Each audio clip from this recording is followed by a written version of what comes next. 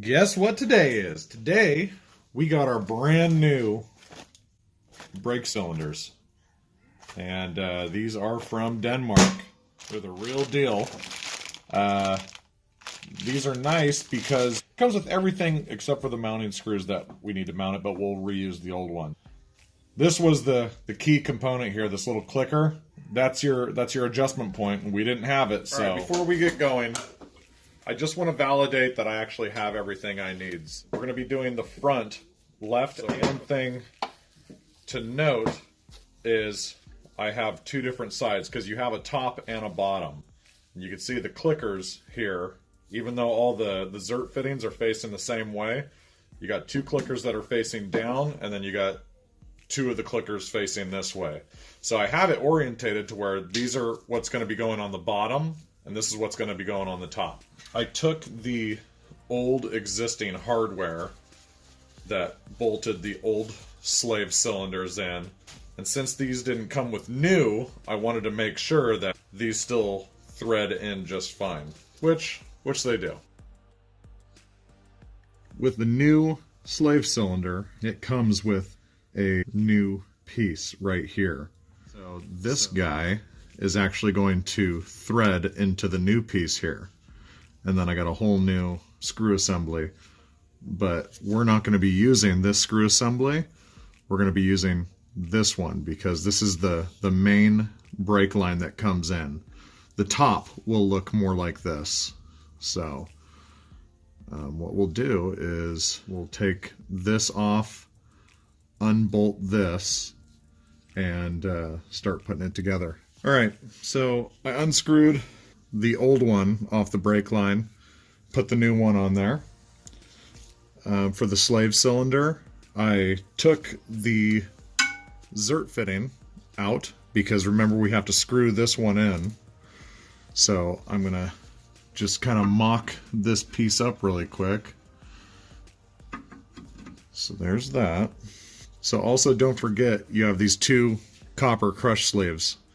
Big one is on top, little one on the bottom, or little one closest to the shield. So I'm going to put the big one up here on the brake line. Goes through, and then the copper crush sleeve on the bottom. And this will take a little bit of finagling just because it's not a perfect fit. I want to persuade it a little bit. Squish that down flat. Okay, so that's enough to get my thread started. So now I have this assembly. I'm going to put it into the slave cylinder. I'm going to start screwing in my slave cylinder. And once I have it in there somewhat tight, I can come back in to this piece and just do the last little skirt of tightening. Get that brake line out of the way. I'm going to put my Zert fitting back in. And remember, these don't go straight in. These Zert fittings fit at an angle. So what I'll do is I'll go through and I'll tighten everything up, and then we'll start on the top. So interesting enough, the originals that came off of here, the Zert fittings was a 7, but the newer style, they upped it to an 8.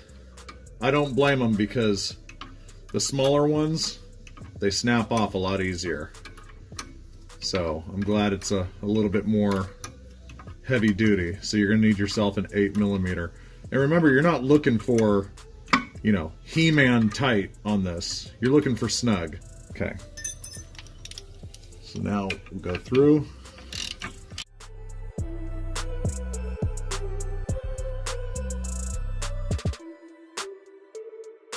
So for the top, here's my brand new assembly.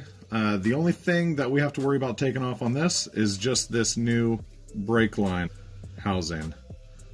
Once again, be careful that you don't lose that little crush sleeve. So I'm just going to set that down. Once again, kind of brush this. Okay. So this piece Goes in. Zert fitting first. I put the piece in there. I put all these in finger tight.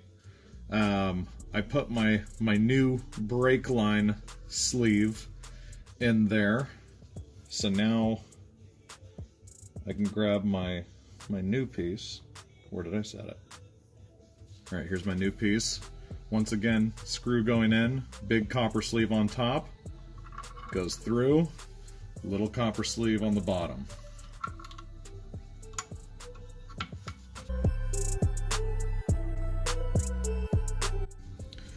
Then the 17mm to snug everything up.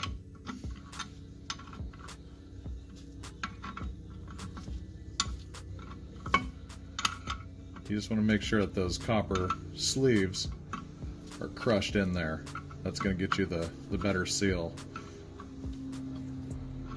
Once again, not tight, so you want to go all the way until it gets snug. Which is still kind of going in there. Okay, so now it's snug. So now what I'll do is I'll just do a little bend in there, and that's pretty much seated all the way around. So you don't want to force it, just nice and snug up against there. All right, so I'll go ahead and get these tightened down, and that's pretty much how you install the slave cylinders. All right.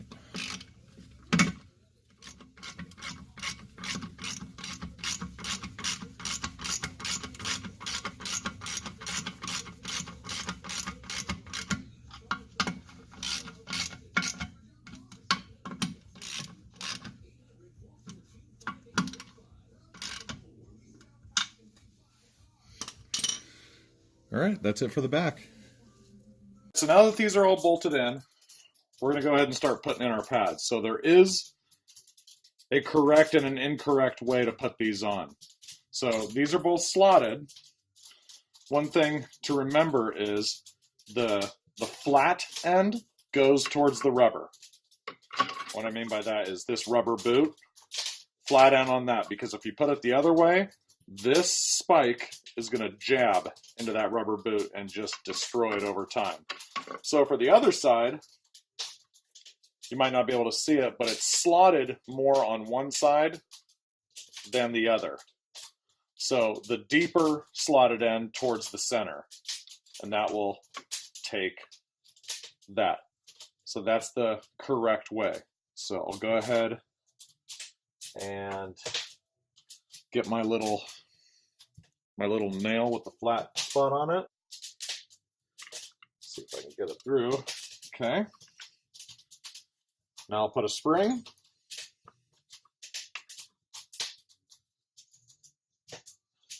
This is the part that's really difficult.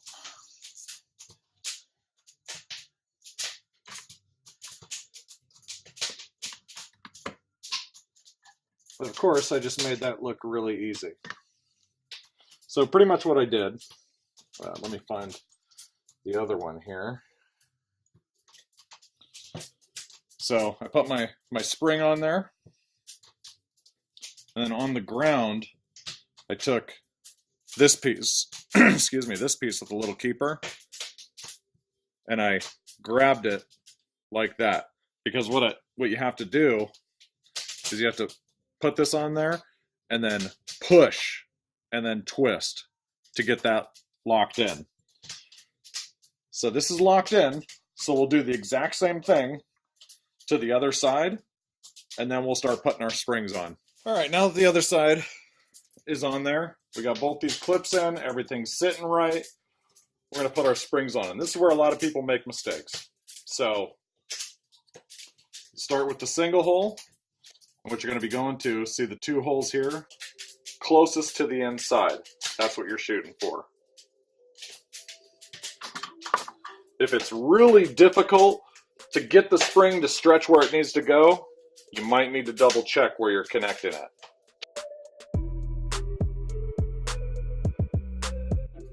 So most people would do this to here, and then this from here to here, so they're parallel with these cylinders, but according to the manual, that's not how you do it. This is the correct way.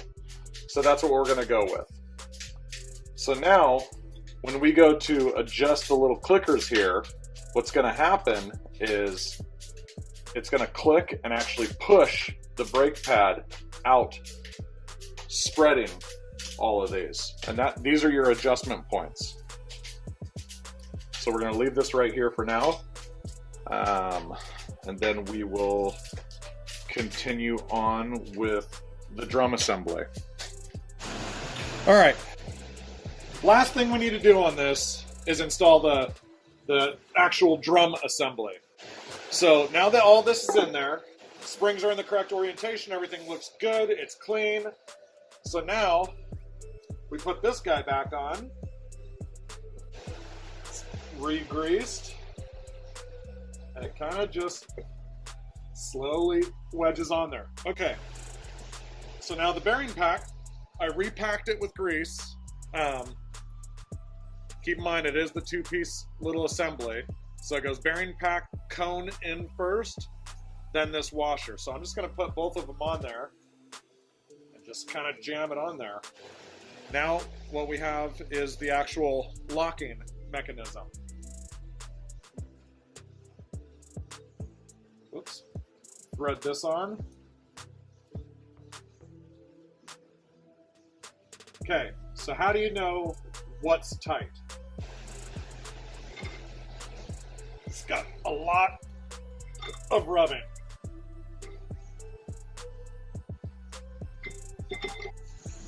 All right, what you're looking for when you go to tighten this is you're gonna have this loose, and what you're looking for is just smooth until it pretty much skids to a stop. And what I mean by that is you're gonna slowly tighten this. See, this is still pretty smooth, and you may need to spin it a couple times for that grease to work back in there, but you're looking for a tightness that's obviously slowing down because this is tight. So it's compressing everything in. So it's starting to, see how quick that stops now? So now I'm putting too much friction on this. So I just back it off. And now see how it spins much freer. So you got to find that point. So tight, it skids to a quick stop. So from that, back it off just a quarter turn, and it's a lot more free. So this is the point where you want to tighten this.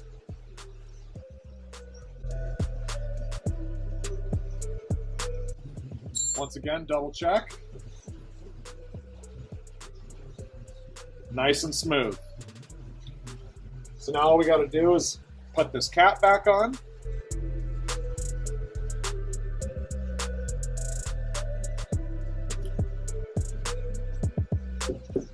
And you'll have to pound that back into submission, but make sure that your speedometer cable comes through. And this will take some finessing. But once this is back on, you cotter pin the little cable, and your assembly's done.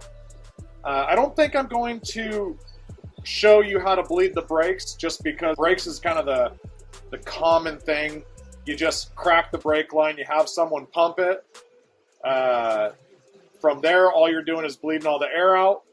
Once it starts bleeding just pure fluid out of the zert fitting, you tighten it up, and that's it.